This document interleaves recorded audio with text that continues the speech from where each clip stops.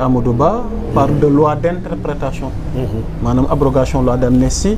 alors l'opposition à travers ñoom Thierno Alassane donc d'accord nu ci ñoom xëy na argument yi nga xamante ni moo leen teg au regard de tout ça tey yow à votre niveau tey loi d'amnistie bi ak débat gi ci jotu tey ban jàngat nga ci am. waaw macha allah yaa Moussa man de dama nekk ba tey si position ma nekkoon démb ak barki démb. ok man dama gëmoon ni loi d'amnistie bi elle n'a pas été faite au hasard. C'était une promesse du président Macky Sall à l'endroit des gens yi xam ne ñoom la joxoon carte blanche leen rey leen.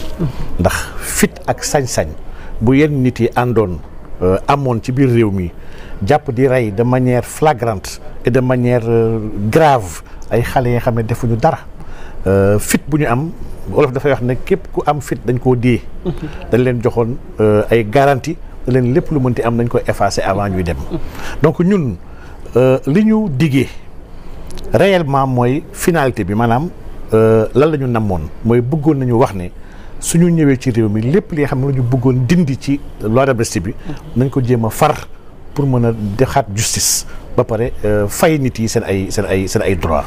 loolu wax dëgg yàlla génn si ba tey la démarche de Amadou Ba dàqantewul ak li ñu waxoon sa démarche elle est beaucoup plus intelligente ba pare elle est marquée par une cohérence de fait la cohérence de fait mooy lan mooy que il y a eu des détenus dits politiques man si ñooñ laa bokkoon tey ñii nekk di wax ñu si bëri mën naa tudd ku mel ni Thierno Alassane Sall nga xam ne boobu ba léegi mu ngi ciy kaas Thierno Alassane Sall avait une position sur détenu politique bi nga xam ne su ma gisee tey moo am taxawaay bi sax dafa may jàpp ree. ah bon il n'a jamais musul nangu détenu politique daf ko nangu loon donc su waxu ay non dañu war a dem au bout ñu war a abroger nangam c'est parce que. partiel bi daal ak total bi foofu la. non loolu tappale kese la démarche. amul solo li am solo mooy l'effet. ban effet la loi bi war a am. ñun en réalité qu'est-ce qu'on veut. ñun ñëpp qu'est-ce qu'on voulait dañoo bëgg ne ni ñu rey justice que justice soit rendue. lii mooy suñu bëgg-bëgg. ñu xam qu'est-ce qui s'est passé ci at yi ñu nekkoon lépp lu ñu fi def lan moo fi xewoon. donc bu dee mën nañu am possibilité xam lan moo xew xam ñan ñoo rey. ñan ñoo joxe ndigalu rey yi ba ñu mën a teg yoon seen kaw ñun lii mooy lu ñu soxla. que qu'on envoie des gens en prison wala qu'on les laisse dehors loolu doon objet wu diggé bi ak wax bi ndax aujourd'hui nous sommes dans une situation bi nga xam ne ñi tabax loi bi loolu la ñu namoon ñoom jàpp ne ni ñu koy tëggee suñ ko tëggee benn tëggin bi kenn du mën a laal loi bi ndax ku ko laal ñëppay delaat kaso c'était savamment réfléchi lii nag dafa mel ni partie d'échec la l'acte d'Amadou Ba en réalité mooy échec et mat par rapport ak ñi nga xam ne ñoo tëggoon loi bi li ñu bëggoon def ndax gëmoon nañ ni loi bi duñ ko daal soo seetloo ba ñu commencé waxu loi d'amnistie bi ñoom Aïssata Tall Sall génn nañ ne loi bi kenn du ko mën a laalee noonu. waaw bëggoon naa ñëw ci ñoom. waaw parce que dañu bëggoon yóbbu ci débat wu abrogation suppression. alors que loolu li ñu bëgg def dëgg loolu duñu ko bay. mais maître Aïssata Tall Sall teg na ci argument comme quoi que ne en termes de conséquences. xëy na li ngeen ci di fa la nar a gën a compliqué. que yéen ni ngeen ko yaakaare ndax jàpp ngeen ni yomb naa abrogé. mais la ci conséquence buy métti moom. ci yéen la gën a ci yéen la nar a gën a. xam nga Amadou Ba li mu proposé. maanaam la loi kon en réalité kon moom laalu ko daf ko fiy bàyyi. ba pare am une autre loi interprétative bi nga xam ne dina mën a créer ay conséquences yoo xam ne mooy li ñu bëgg soxla ñun de manière juridique et démarche boobu gisuma démarche bu ko gën a pragmatique bu ko gën a intelligente actuellement bu ñu mënoon jël donc li si am solo te man loolu laa jàpp ni mooy ce qu'il faut retenir par rapport à mbiru loi boobu mooy que ñi reyoon incha allah yoon na tegu seen kaw ñi digle woon rey yoon na tegu seen kaw ñi doon yàq àllu jàmbur tamit yoon na dal seen kaw ndax lii vraiment préoccupation sénégalais yi la léegi nag ñi ñu jàppoon dugal leen kaso ci ay tooñ ndax jàpp gi nag vraiment yaa Moussa ñëpp xam nañ jàpp bi ni mu demee woon man bokk naa suñu doon dalal xale yu bëri ci cave tribunal depuis commissariat police laay jël xale yi leen dalal parce que ñun fekk na am nañu expérience su kaso Macky Sall yi ñun kaso Macky Sall yi du 2023 commencé ñam Macky ñun la njëkk tàmbalee chaque fois may fàttali gars yi ne leen détenu politique collectif Guy Marius Sagna daf ma koy tooñee di ma ko sànnee xeer premier collectif bi nga xam ne Sénégal fii bi nga xam ne ñu ko jël defar ko ci turu nit man lañ ko defaraloon muy le mouvement bi xam ne ñu wax la Colicot collectif pour la libération de Cheikh Oumar Diagne Colicot boobu ci ñun la tàmbalee ñoom Karim ak ñëpp ñu ko xeexalee ñu nekk ci kaso ba wéet fa boobu Macky tàmbaleegul woon jàpp nit yi ba ñu jàppee nag mu nooy nag yaatal na ko nag xam na ni instant kon war naa mën a jàpp nit yi mu kon ne jàpp nag léegi xale yi foofu la ñu changé Colicot tuddee ko Colidep loolu mooy collectif pour la libération des détenus politiques mais ci man la tàmbalee. donc je suis très bien placé pour wax détenus politiques yooyu. li ñu doon jàppee xale yi jàppale bi nga xam ne ça déshonore sax le Sénégal maanaam xale bu génn di jëndi mburu wala xale bu wàcc école ndax on les ñoom ils avaient reçu les injonctions ne jàpp leen le maximum na kaso yi fees lii moo nekkoon la démarche des forces de l'ordre sous la direction de Antoine Diome. mu ànd si ak ñoom Bokar Yàgg ak Moussa Fall. lii mooy la réalité donc ñoom dañu doon jàpp tout azimut ay nit yoo xam ne amuñu benn rapport ak manifestation ay nit yoo xam ne amuñu arme yoruñu xeer tojuñu gis naa ay xale yoo xam ne dañ leen toog fekk seen buntu kër ñu toog yor bracelet Pastef wala ñu jàpp leen.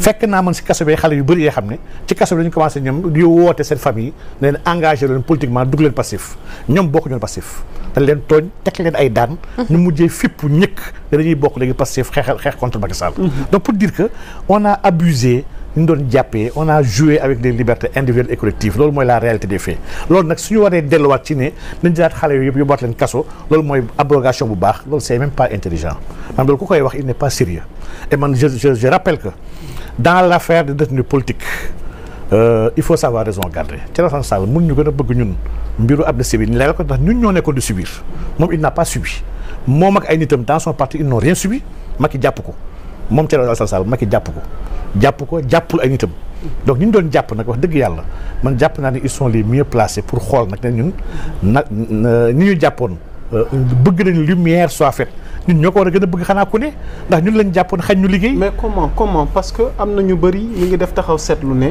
ndax yéen da ngeen di xool li leen arrangé ak li leen arrangé wul ci mbir mi. parce que am na ñoo xamante ni yéen volonté gi leen animé woon en tant que patriote. ngir xeex li fi newoon. waaye am na ñu ci raxoon ñoo xamante ni vraiment. yàq leen taxoon jóg te def nañ jéey yoo xamante ni tamit il faut que tamit ñu rétablir justice. ils seront livrés à la justice ñu dissocier leen ak ñi nga xamante ni yéen jàpp ngeen ni la leen taxoon a jóg du yàq. lu wér nga wax. lu wér nga wax ci nga yàbbu saa foofu foog ñu xaw a leeral tuuti. loolu mooy dëgg ñun nekkuñu si démarche su farfarloo wala jàppale suñu bopp.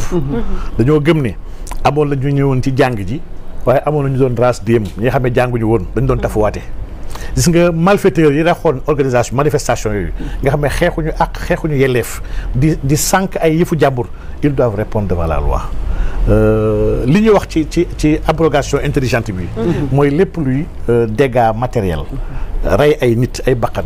dégâts financiers maanaam lépp li nga xam ne tooñ la. dañ ko war a joyanti yóbbu ko ci yoon àtte ko loolu mooy dëgg.